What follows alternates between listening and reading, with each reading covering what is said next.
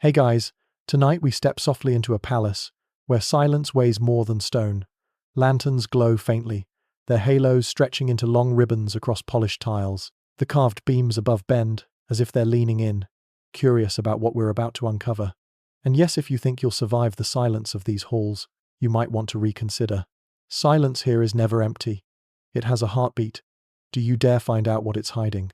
So, before you get comfortable, take a moment to like the video and subscribe, but only if you genuinely enjoy what I do here. And while you're settling in, share your location and the time where you're listening. Midnight in New York? Early morning in Sydney? Maybe a slow evening in Buenos Aires?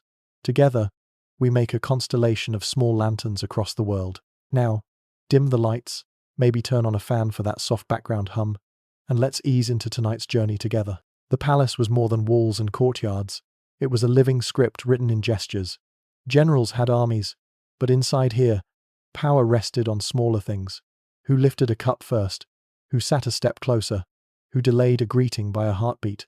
Think of it like ancient social media, except instead of posting a status, you tilted your fan just slightly, and the likes were measured in how many courtiers repeated the gesture later that day. And at the center of this theater were the Empresses. They wore crowns heavy with jewels, but heavier still with expectation. Some were celebrated with music and silk, others erased with phrases like a sudden illness or an unfortunate exhaustion. Words neat enough to tie up a record, but too neat to explain why rumors lasted longer than incense smoke. Imagine a feast, trays heavy with delicacies, musicians plucking endless melodies. At first glance, harmony. Yet one goblet remains untouched. A servant's hand trembles. A smile lingers a moment too long. In these subtleties, entire futures could turn. To us, it's background noise. To the palace, it's breaking news. And so we begin with the whispers of vanished Empresses women who stepped through the gates with dreams of harmony, only to discover the palace had dreams of its own. The question is, what happened to those dreams once the doors closed behind them? The girl chosen for the throne, her story, often begins long before she sets foot inside the palace gates. You can picture her in a courtyard far from the capital, where the sound of wind in bamboo is louder than gossip, and the sky is wide enough to make dreams feel safe. She is young, perhaps still practicing how to sit for long ceremonies without shifting, still adjusting her laughter so that it sounds delicate, not careless. Her family knows that every smile, every bow, every recitation of a poem could place her on a path toward power. They dress her in silk that glows under lamplight, teach her how to answer questions without truly revealing anything, how to walk slowly enough to suggest grace but not arrogance. In some ways, she is a performer, rehearsing endlessly for a role whose script she has not yet seen. You and I can imagine what it felt like when the letter or summons arrived. Her name selected, her fate sealed. The villagers might have congratulated her family, comparing it to winning the ancient lottery of destiny. In today's terms, it's as if her profile had suddenly gone viral without her consent, everyone talking about her new role, but no one asking if she was ready to live in that spotlight. As she approaches the capital, the roads grow wider, the walls taller, the rules sharper. Guards in crimson armor line the pathways. Eunuchs carry scrolls that dictate who may pass and who must wait. The girl sees the palace for the first time, its roofs layered like mountains of jade, its walls painted vermilion, its sheer scale reducing her footsteps to the size of whispers. Stepping inside is like crossing into another world. The scents change. No longer the simple smoke of village kitchens, but thick coils of incense that cling to the skin. The colors shift too. Gold in every corner, dragon and phoenix motifs glaring down as if judging her worth. She is not simply walking into a building. She is entering a machine of ritual that will press her into shape. Her tutors remind her to bow at exact angles, to memorize the names of ancestors carved on tablets, to recite blessings, as though her voice itself carried fortune. She is told that her silence must be eloquent, that her glances must never betray impatience. Think of it as ancient etiquette training that would put even a modern influencer bootcamp to shame. Because here, one misplaced gesture is not just a bad post. It could shift alliances. And then there is the first banquet. Picture it. Rows of officials in silk robes, a table stretching endlessly, dishes too beautiful to touch. She sits among them, her fan resting lightly in her hand, her smile carefully maintained, but inside, her heart races like a bird in a cage. Every look from another concubine feels like an evaluation, every murmur behind her chair a coded message. She learns quickly that friendship is measured in how slowly someone offers a cup, how long they let their eyes linger, how gracefully they accept a refusal. Her youth does not protect her, it exposes her. Older consorts watch, seasoned in the art of surviving, with nothing more than a glance and a gift. They know she is new, they know she is still learning, and they will test her. In the palace, innocence is not charming, it is dangerous. At night, in her chamber, the girl writes small verses on scraps of paper, not meant for anyone else, just for herself. A way to remember the simpler mornings when she could chase dragonflies, or lean against cool stone in summer. Those verses are hidden in drawers, behind cushions, even tucked into the sleeves of robes. They are reminders that before the title, before the performance, she was simply herself. And yet, the palace does not allow much room for simply yourself. Every day brings a new lesson. She learns that medicine jars are kept separate from spice jars, and that the distance between them must be respected. But she also notices that sometimes the distances blur, that certain powders resemble one another too closely, that sometimes a gift of fruit arrives at dusk when she is not hungry, yet must still be tasted. Her eyes sharpen. She learns not to ask directly, but to observe. Who placed the tray? Who carried it? Who lingered too long? Suspicion becomes second nature, as essential as breathing. Youth fades not through years but through awareness, through the moment she realizes that even her laughter must be rationed. And you can feel the irony, can't you? Chosen for splendor, but what she truly receives is a life of constant calculation. Every gesture rehearsed, every smile weighed, every breath a potential signal. The girl who entered with dreams of blossoms now walks carefully through shadows, and the palace watches her like a mirror that never blinks. But what happens when that mirror starts reflecting not just her presence, but her absence? What will the palace say, and what will it hide, when a cup remains untouched too long, or when a curtain closes earlier than expected? Banquets and poisoned cups, those words alone could keep you awake, couldn't they? Yet in the palace, they were not thrilling dramas. They were daily tests disguised as rituals of harmony. Imagine walking into a hall where every dish gleams under candlelight, every goblet sparkles with carved jade, and yet every bite is a gamble. You can almost hear the clink of porcelain lids being lifted, the careful coughs of ministers testing the air, the steady rhythm of musicians trying to hold the silence together. The Empress sits at the center of this performance. Her robe, embroidered with phoenixes, shimmers in the lantern light. Courtiers bow deeply, presenting trays as though they were offerings to heaven. But behind the bows lurk questions. Will she drink? Will she smile? Will her hand hesitate for half a heartbeat? In those fractions of time, people build entire stories. Picture Itone jade goblet tipping, slipping to the ground. The red wine splashes across tiles like a sudden wound, though no one dares call it that. Gasps catch in throats but quickly turn into polite silence. No one moves to clean the mess right away. Why?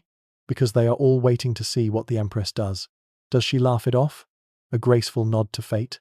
Or does her gaze sharpen, reminding everyone that accidents in the palace are rarely just accidents? You and I know the truth. These banquets were as much about theatre as they were about food.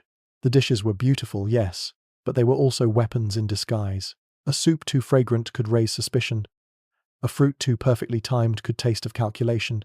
Even the color of the wine could whisper rumors if it seemed darker than usual. Think of it like an ancient reality show, where every contestant pretends to be calm, but the real game is survival.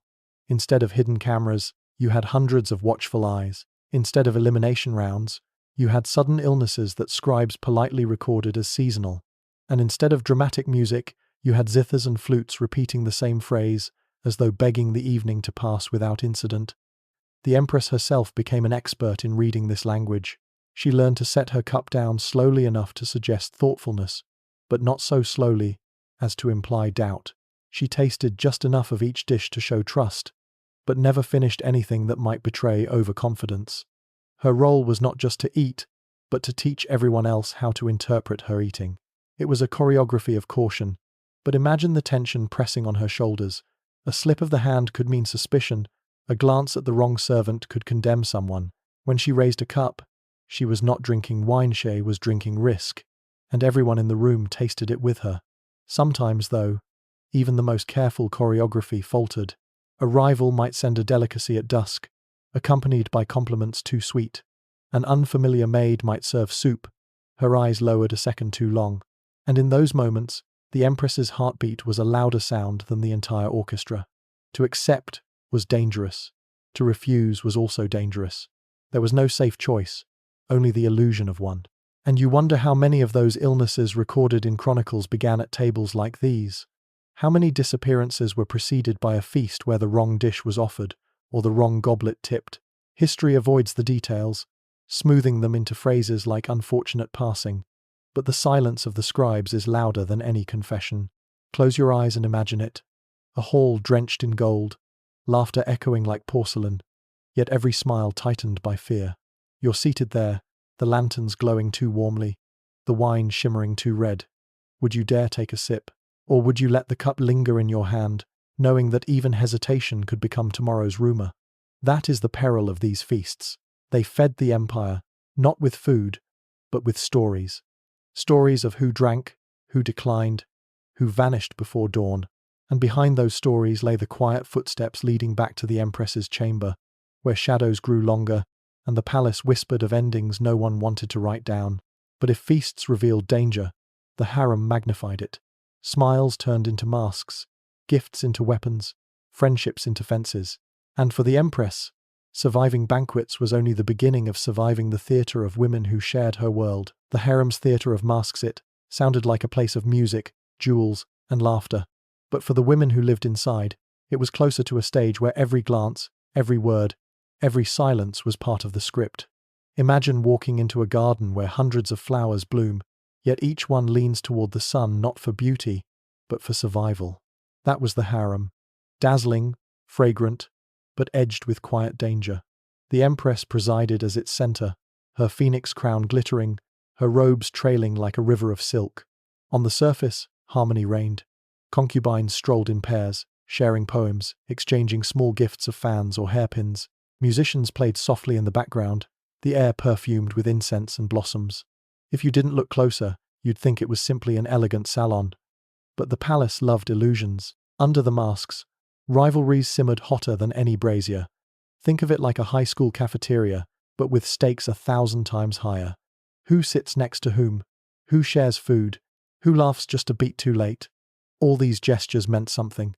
A smile wasn't always a smile, it could be a declaration of loyalty or an unspoken threat.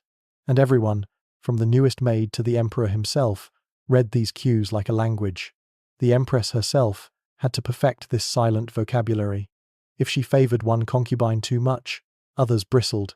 If she ignored someone entirely, rumors spread that she feared them. Balance was everything. A nod here, a compliment there, careful enough to keep harmony alive without giving anyone too much ground. It was exhausting, like spinning porcelain plates in mid-air and hoping none of them crashed. And then there were the gifts. A bolt of rare silk, a tray of candied fruits, a carved jade ornament on the surface, tokens of friendship, yet each carried layers of meaning. A gift too lavish might be seen as bribery. A gift too modest, as an insult. Some gifts even carried suspicion. A dish arriving late at night, a perfume too strong, a delicacy too perfectly chosen. You can almost feel the tension in the air, as the Empress lifted a lid, wondering if generosity was simply camouflage. Whispers thrived here. They flowed down corridors like invisible rivers. A concubine, who fainted after dinner, did she fall ill, or was she pushed? A servant who left the palace suddenly, did she marry off quietly, or did she know too much? No one ever asked directly. Instead, they repeated the rumors softly, reshaping them like clay, until no one remembered where they began. For the Empress, the harem was both her strength and her trap. It was the stage where she could show her dignity, win allies, and reinforce her authority. But it was also the arena where her enemies circled, cloaked in courtesy. Every day was a performance, her laughter rehearsed, her silences calculated, her kindness rationed. She had to be both generous and guarded, open yet untouchable. Imagine her evenings, seated in a pavilion with lanterns swaying, concubines around her reciting verses about the moon. Their voices sound delicate, but their eyes are sharp, measuring every tilt of her head. Even the servants, bowing with trays of tea, carried stories in their silence. The Empress smiled, nodded, and maintained composure about. Inside, she was translating the unspoken, catching hints in every pause. This was a theatre without curtains. Performances never ended.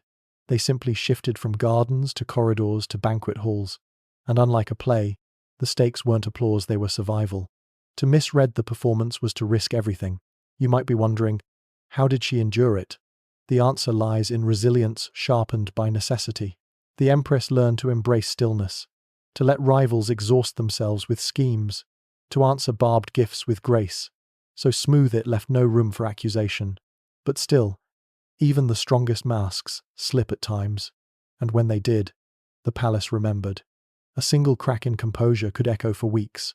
An argument overheard, a glance held too long, a hesitation before tasting food. These small fissures were enough for others to press harder. The harem was merciless, not with swords, but with smiles that hid knives sharper than steel.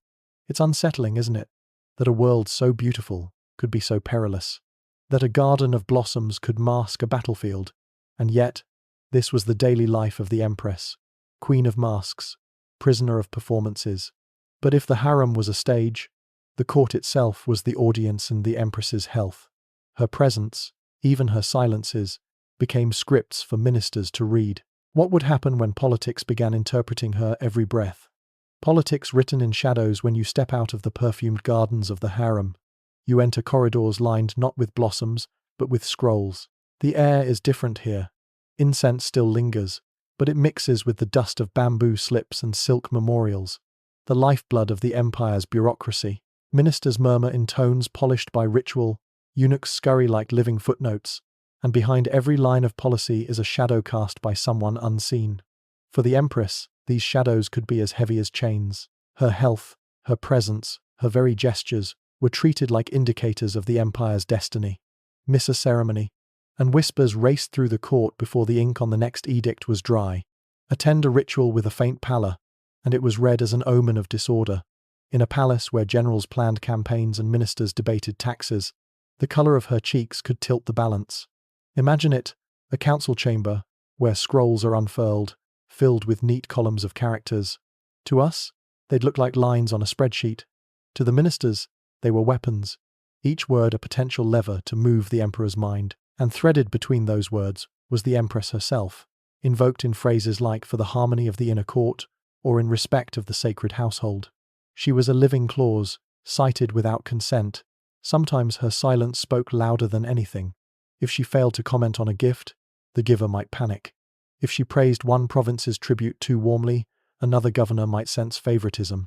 The irony is that in trying to say nothing, she often said the most. Like a politician today who avoids a tweet, only for the absence itself to make headlines sure non-words were words. The ministers knew how to read illness like a weather report. A delay in rising, a faint cough, a smaller appetite at banquets. Each detail became a footnote in political debates. You can almost see them, robes rustling, eyes flicking to each other, wondering, is this the moment to propose a new alliance? To push forward a cousin's promotion? To lean into a faction that promises stability if her health falters? And what of the emperor? He was not blind, but he was surrounded. Between the Empress's chambers and the throne stretched a labyrinth of messages, interpretations, and subtle pressures. Courtiers might insist she was strong when she was not, or whisper of her fragility when she was perfectly well. The truth of her condition was filtered through layers of interest, each eager to turn her life into leverage. For the Empress, walking into these spaces meant stepping onto another stage with no music, no blossoms, no lantern-lit masks, but with stakes just as deadly. She had to control not only her words, but her very posture. Sit too straight, and she risked seeming domineering. Sit too slouched, and she risked looking weak. Even her coughs became political instruments, played and replayed in the minds of men writing edicts. You might be wondering, how could a woman maintain dignity under such scrutiny?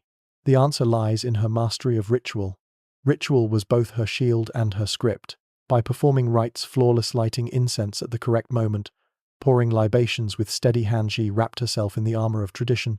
Right, as long as she followed the choreography, interpretation had less room to twist.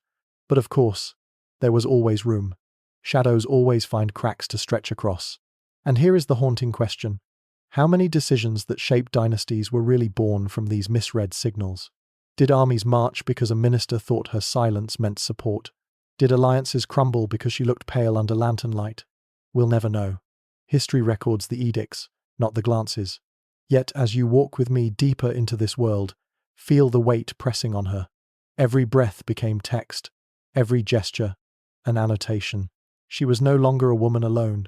She was a symbol to be interpreted, a shadow to be shaped. And in this theatre of paper and whispers, one truth lingered. The higher she rose, the more fragile her footing became. But what happens when those fragile steps led her not to influence, but to a peak so dazzling, so blinding, that every whisper sharpened into a blade? When the Empress no longer stood in shadow, but at the very height of splendor, at the peak of splendor, the palace itself seemed to breathe in rhythm with her. Walk into the throne hall and you would feel it instantly. The hush when she entered, the sudden stillness of courtiers who dared not meet her eyes too long, the way even lantern flames seemed to steady as if bowing. She had become more than a person. She was the climate of the empire, a season that everyone lived inside. Festivals were tuned to her presence. Lanterns shone in her colors, musicians played pieces said to flatter her voice, poets embedded her name into verses that were recited in markets and temples alike. Tribute arrived from provinces, in caravans that stretched for miler silks in shades unknown elsewhere. Mirrors polished so finely they captured moods, not just faces. These gifts were not mere tokens. They were acknowledgments that her influence had seeped far beyond the walls of the harem. And yet, splendor is a precarious balance. The higher the candle, the more you notice every draught.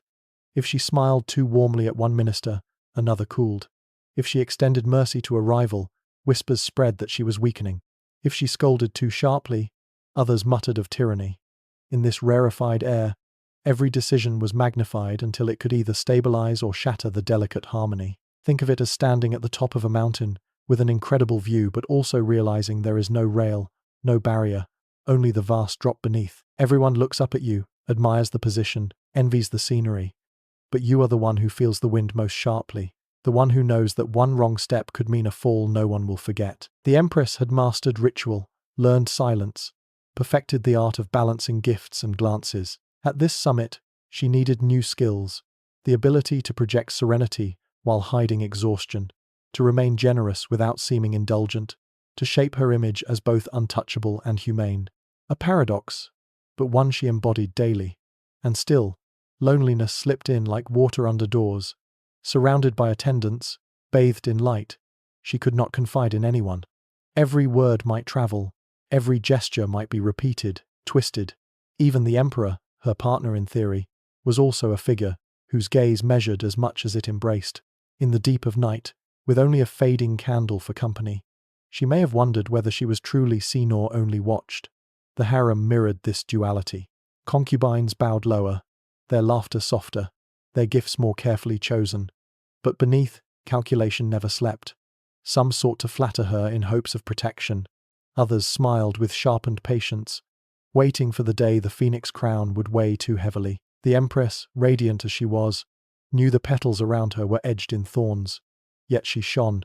Processions carried her image through city streets, crowds pressing to catch a glimpse, believing her presence alone a blessing. Children learned songs that compared her grace to the moon, steady and eternal. In those moments, she seemed beyond danger, almost divine. But we know, and perhaps she knew, that the brighter the light, the darker the shadow it casts. Because splendor is not safety. In fact, it invites scrutiny sharper than any blade. Rivals hidden in plain sight, ministers eager to twist gestures into omens, servants carrying trays with trembling handsaw were part of her peak. Her crown glittered, but it was also a target. And so we ask ourselves, what happens when this carefully balanced brilliance begins to flicker? When the cough no one wants to hear escapes her lips? When her absence from a single ritual is noted in too many whispers? The palace adored her splendor, yes, but it was already preparing its next act. Because after the summit, there is only one path left. The slow, inevitable descent. Decline heard in whispers if splendor made her glow like a lantern. Decline dimmed that light, and the palace noticed instantly. It always did. One cough, one day of rest, one slightly shorter procession, and suddenly, the air thickened. Courtiers who once bowed with unshakable smiles now exchanged glances. Eunuchs stepped more carefully, attendants bowed longer, and even the rhythm of the drums at night seemed slower, as though echoing the change. The palace, after all, was an empire of interpretation.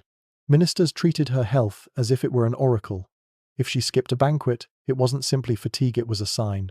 If her voice faltered during a ritual chant, scribes noted it with invisible ink in their minds, ready to read it as an omen of disorder. A pallor in her face could become the argument for a new alliance, or the pretext for rivals to whisper of succession. And the whispers did grow.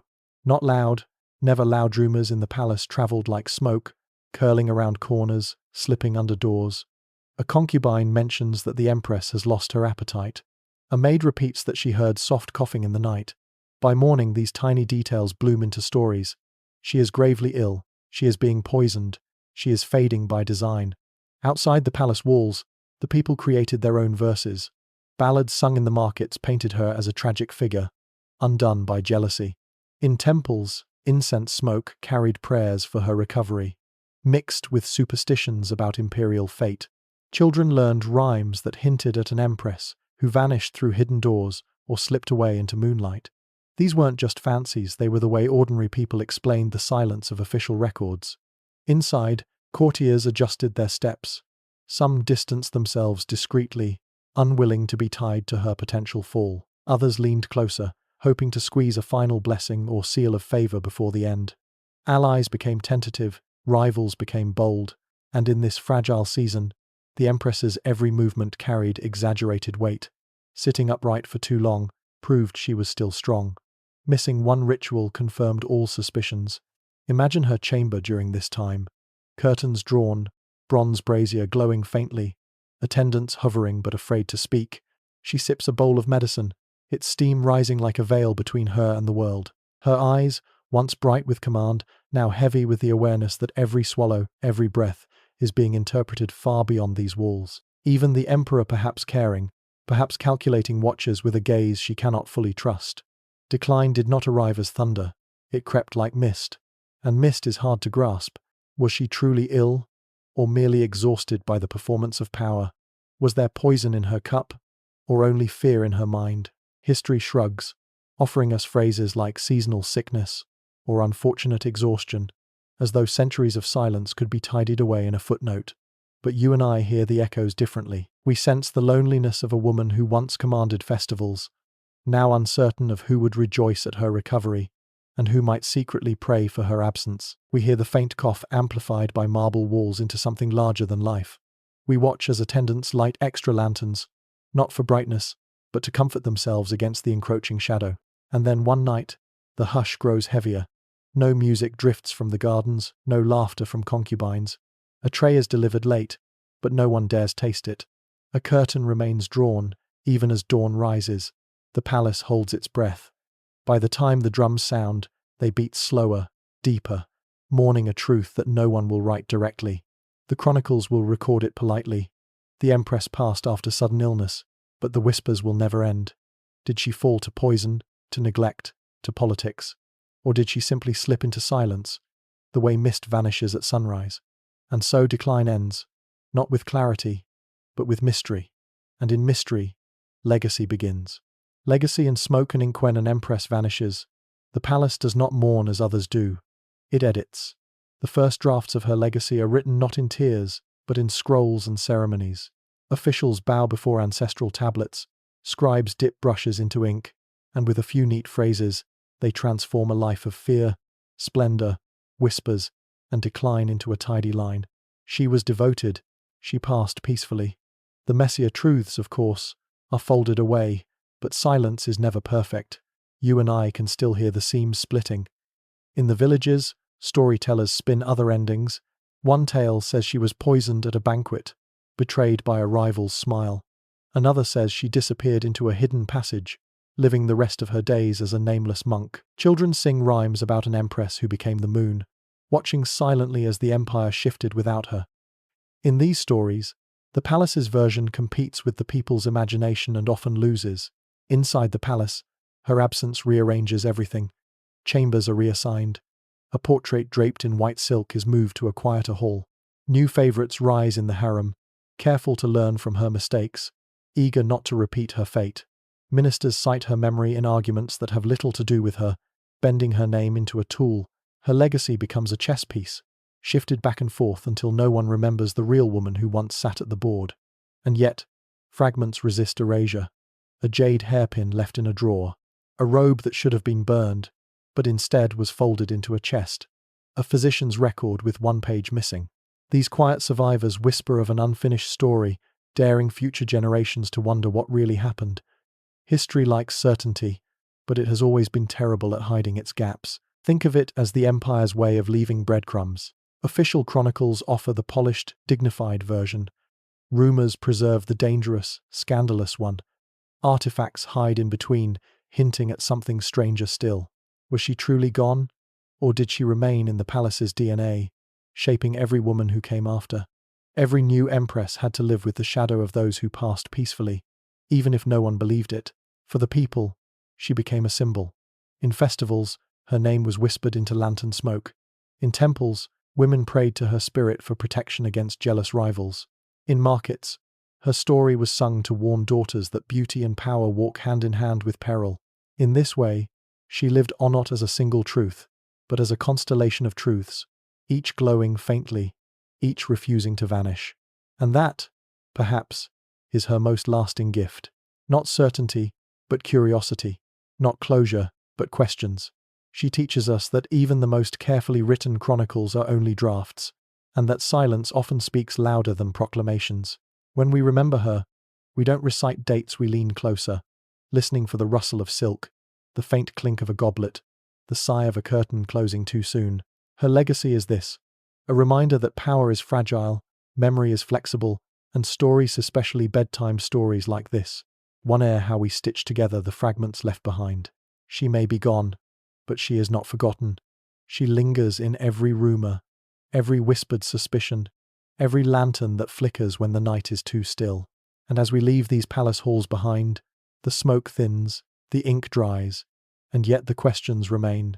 Did she die of poison, or exhaustion, or politics?